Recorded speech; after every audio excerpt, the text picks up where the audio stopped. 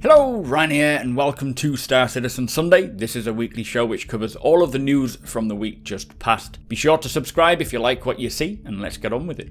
This week, the roadmap gets updated. We hear more regarding what to expect for persistent entity streaming in 3.18, plus we check out the wonderful world of salvaging. So this week's Inside Star Citizen speaks all about salvaging for 3.18 and what to expect with this new career mechanic when it first releases. Now, the salvaging mechanic extends the life of a spaceship, and once a ship is destroyed, it is no longer a pointless husk that will just disappear after a short while. It will remain behind and feed the salvager's career. Now, salvaging in the persistent universe comes in many stages and levels, and the first level coming in for Alpha 3.18, as we know, is going to be hull scraping, which involves blasting off the external surface of a ship and selling that material for profit. Now, hull scraping is split into two parts for 3.18. We have FPS stripping and ship stripping. For ship hull stripping, it will be using the Drake Vulture or the Aegis Reclaimer, allowing you to strip a lot more material over a shorter period of time. For the Vulture, this is your solo salvager, and it will be a small single-seat ship, which we will check out in more detail very soon. And in the Vulture, you'll be heading out alone, exploring, looking for shipwrecks to salvage. Ideally, small wrecks, just based on the size of your lasers, as it will take you forever to fully strip a bigger ship. But once you find a wreck, you activate the salvage mode, which is similar to activating mining mode on the Prospector by the looks of things. And this activates the salvaging beams, providing detailed information like your cargo capacity, the extraction rate, the remaining percentage of the hull that is left on the ship that you're salvaging, the scraper type that you have available, which will alter variables like scraper diameter, speed and overall efficiency. Hopefully we'll be able to swap them out in 3.18 or definitely in the future, plus the distance to the target to ensure that you are at the optimal range. And then when you move the beams over the surface of the ship, you gather the materials. Now, for the Reclaimer, you have two salvage laser stations that allows the players operating them to gather what they are calling RMC, or Recycled Material Composite, filling them into one standard cargo unit boxes, which are then delivered to the filler station in the back of the Reclaimer. That will then require the player to take these crates out of the dispenser and drop them down to the cargo hold below, where ideally another player can be, collecting them up and then stacking them on the cargo hold's cargo grids to then be taken to a location and sold. And do bear in mind, this is using the cargo refactor. Now, this looks pretty damn cool, a great way to encourage multi-crew with minimum systems available on board at the time, and ideally, minimum, really like very minimum of 2 to 3 should suffice, but it would not be very economical. Ideally, 4 to 5 players would be best here, I personally feel, having a pilot and then 2 salvage laser operators, with one gathering the boxes from the dispenser and another below packing and stacking. Now, you could get away with a pilot switching between seats to operate the lasers, while one other player handling the dispenser and cargo storage below would be possible, but very slow and leaving yourself very vulnerable to attack. Of course, if you are operating the laser and you start getting attacked, there is no one there to run and man the guns, there's no one there to man the pilot seat to get out of there. So again, not ideal. 4 to 5 would be the best option, I think. But personally, I do love the idea of grabbing a coffee and waiting for a box to dispense and then just lobbing it down the hatch. A nice, sort of chilled out multi-crew experience. So really looking forward to that. And I often find in Star Citizen, a lot of the time you could be doing something that others will class as tedious, like loading boxes in a quantum travel, or, doing something that isn't necessarily high-octane gameplay, but it is what happens while you're doing this stuff that can also create quite unique gameplay moments, like getting attacked, or a random person showing up and having a conversation, or even NPCs suddenly attacking you and missiling your dragonfly as you're just hovering. Anyway, for FPS salvage, this in comparison is far simpler. You buy a Greycat multi-tool, buy the attachment tool for the top rail, and a canister for underneath, and then you can scrape away, I assume filling up that canister. Now, this also provides a little information like the ship that you are salvaging and the remaining hull material, plus your remaining multi-tool container capacity. Now, as we know, the material that we scrape will also be used to patch up and repair any damage that you take, so you could be in a dogfight, take down the enemy, then scrape the RMC from their hull that looks like it's remaining behind, repairing your own ship's battle scars, which are very visible, and I will talk further about the damage effects soon. So it does look like that thanks to persistence, the remaining hull or parts of the ship that you destroy will stay behind, allowing you and others to salvage it. As I know in the current alpha, these parts that once destroyed just disappear. So for 3.18 persistent entity streaming, they will stay behind, which over time, as I will mention in my Star Citizen Live coverage, we will start to see the history of a server and the battles that have commenced as these ship parts will or should just remain there. Now there is still more to do, they say, in regards to selling the materials that you salvaged. There is still visual effects and audio tweaks to do, and they also want to fully refine the user experience. Now this is just the first version of salvaging, and only one aspect of what this huge system and mechanic will be, as there are many layers to it, but seeing what will be involved, and also the sheer level of detail in the hull's visual effects as they are being scraped or repaired, the detail is like nothing I've ever seen in a game before, even in games that are technically simulating damage as their main focus of that game. And with salvaging just being one of many aspects of Star Citizen, I am pretty impressed with how detailed it looks. Also, going back to this whole damage and persisting of wrecks, it sounds like the ships will still blow up when their health reaches 0, which, means the pilot and the crew are dead. But as I say, the parts of the ship should remain behind to be salvaged, which will mean that there will be a lot of salvage available, but eventually ships will become disabled rather than just explode. Only if you hit a critical component like a power plant or a fuel tank will a ship actually explode. They will become disabled, they will crash land, they will become derelict in space, allowing players to explore or salvage or, I suppose, recover their ship and get rescued. Now, something that was also mentioned over on Spectrum was that the debris fields found in the verse right now will not be salvageable in 3.18 for Tier 0 release, but they do have something in the pipes that will hopefully make it in for 3.18's salvage release, which they say is not a workaround, and this will be tailored to players that don't want to spend time waiting for others to fight and create battlefields for cleanup. So basically, it sounds like CIG are creating additional, maybe pre-placed or procedural wrecks that salvagers are able to salvage until the current wreck debris fields found in the verse are converted or replaced to be salvageable. And outside of just waiting for players to fight it out, which I will say, players fighting, crashing into planets and so on will likely provide ample opportunity for those looking to salvage to do so, especially when you consider that there are now 100 players per server. Anyway, moving on to the Drake Vulture, which is the solo salvaging career ship, or the entry into the salvaging career.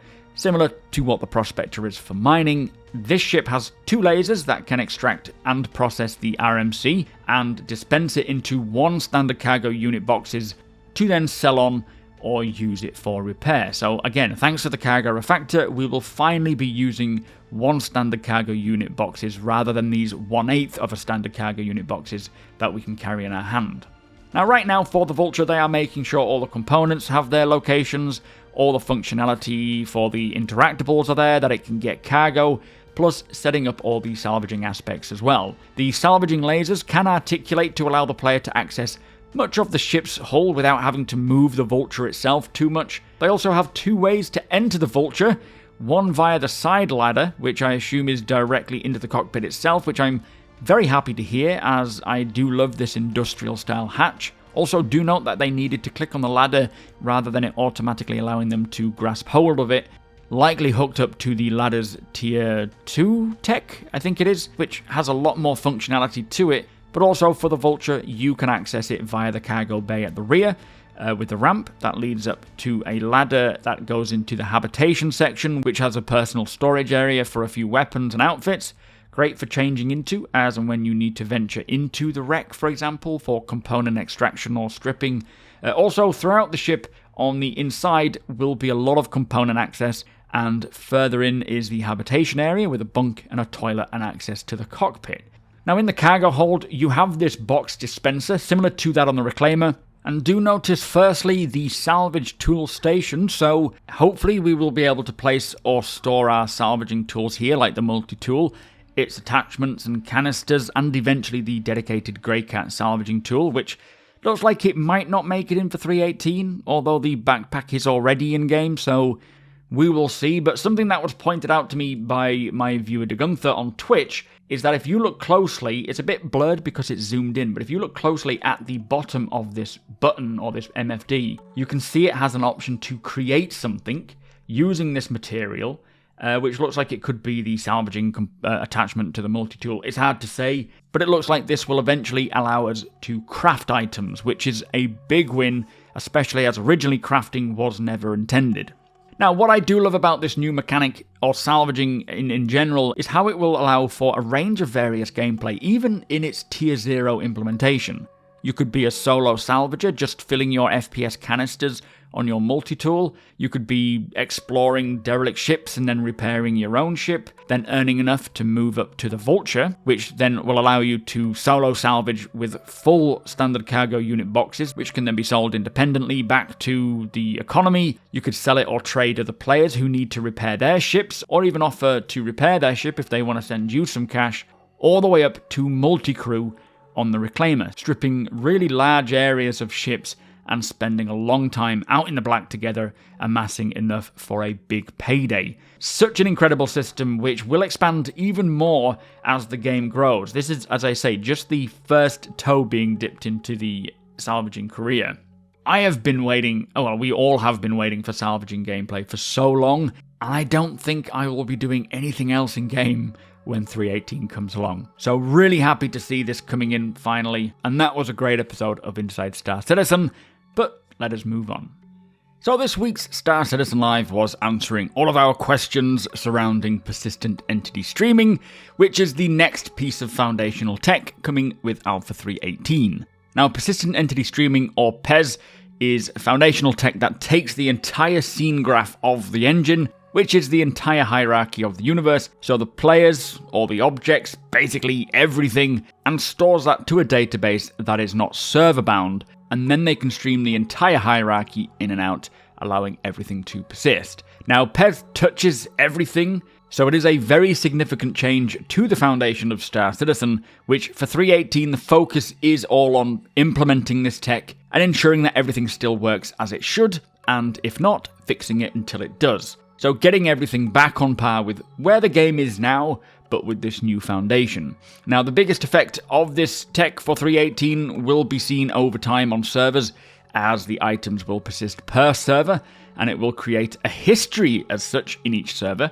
So in 3.18, even if a server restarts or suffers a 30k, when that server gets restarted, everything will be streamed back in from where it left off, so the aging of the server will be seen. So it does kind of sound like if we join a different server that has been up for a while, we will see evidence of what has kind of happened in that server, all the battles that have happened, with all the ships that have been destroyed, just parts of them lying around, which would be very interesting. Now, one big benefit of persistent entity streaming is that whatever you place in your ship, in your inventory, this will persist, which does kind of happen now, but it is very inconsistent. This will now properly persist and accurately track everything that you own, where you have placed it. So long as it's within an inventory, you can't just leave it lying around on a planet, but once it's stored away, it will come with you from server to server. Now, the first question is, what is the difference between a server and a shard?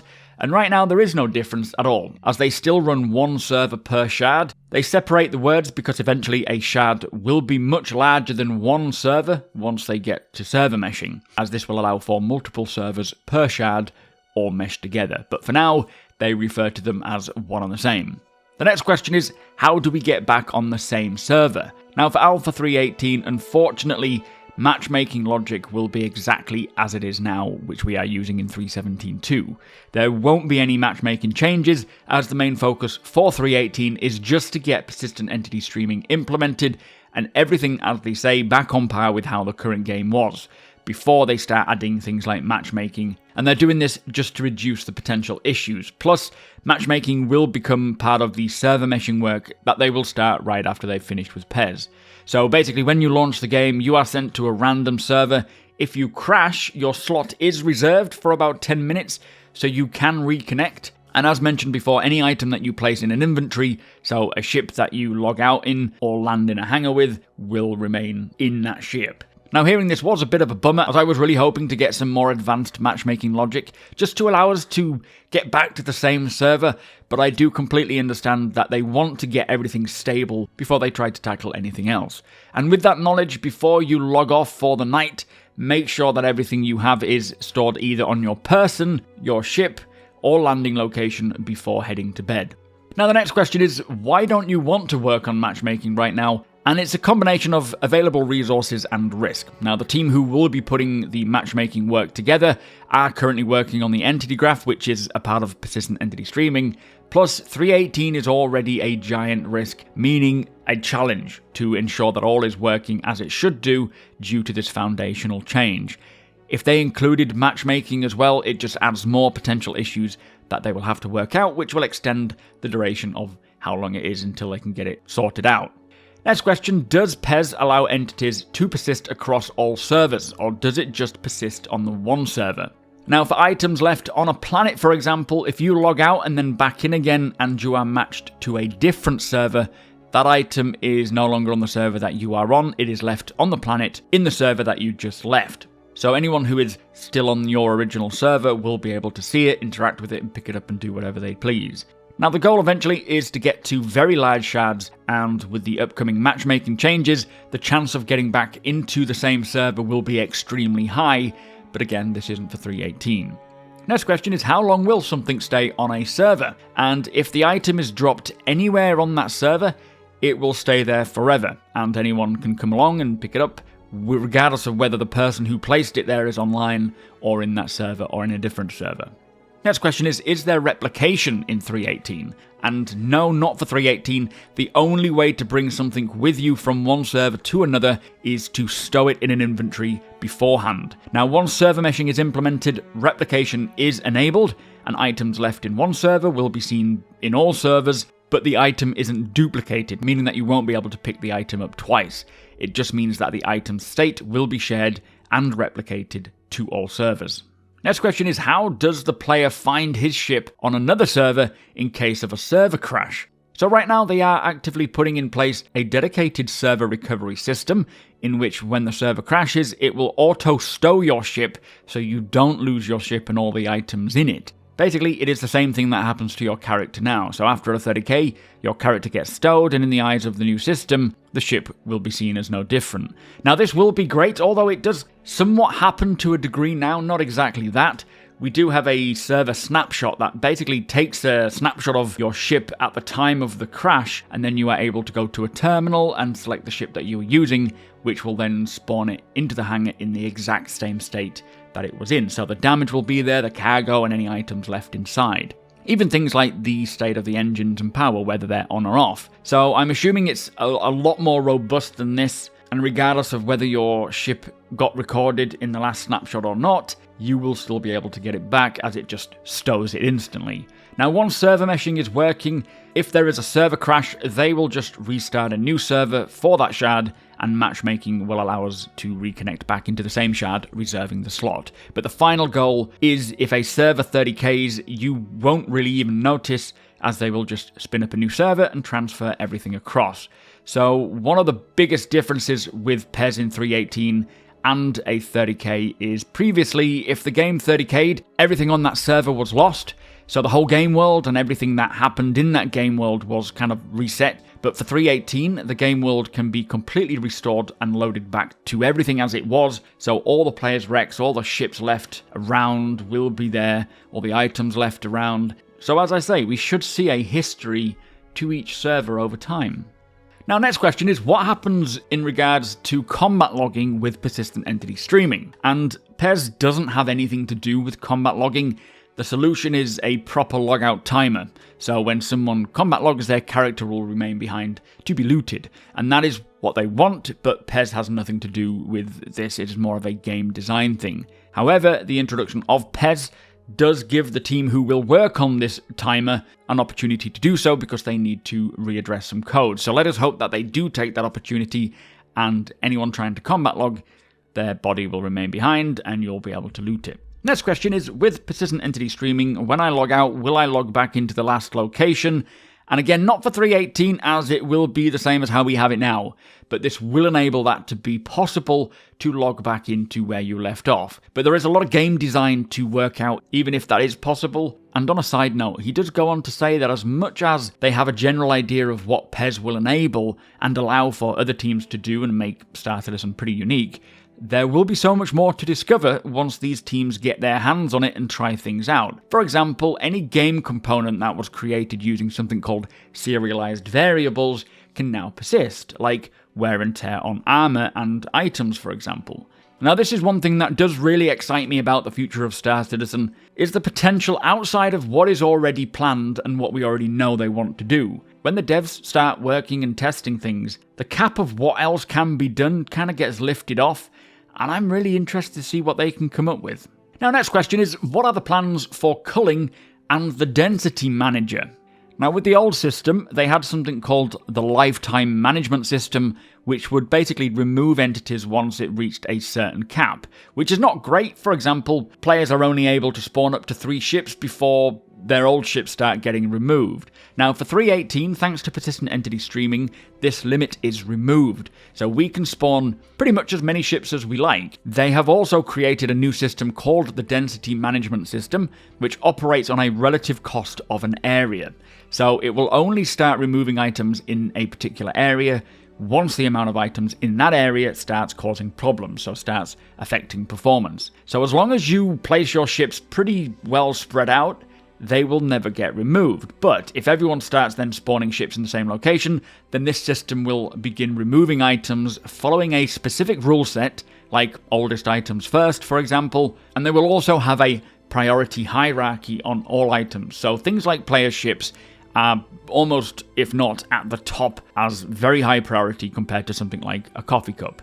Now, this will be done in a very uninvasive way, so the cleanup will only happen once a player has left the area, and only if the performance gets really truly bad will it become more invasive, maybe things popping out in front of you. Now, I do suspect that this will take a lot of time and balance and tuning, but ships and player items will have the highest of priority, of course, whereas lesser items like junk will be lowest priority and first to get culled. So it will be really interesting just to see how many ships we can all spawn in the same location and just see what happens to the culling of them when it starts pushing the limits. Next question, will PES allow ship states to persist, like your multifunction displays on your ship, keeping the same screen, and your gimbal choices?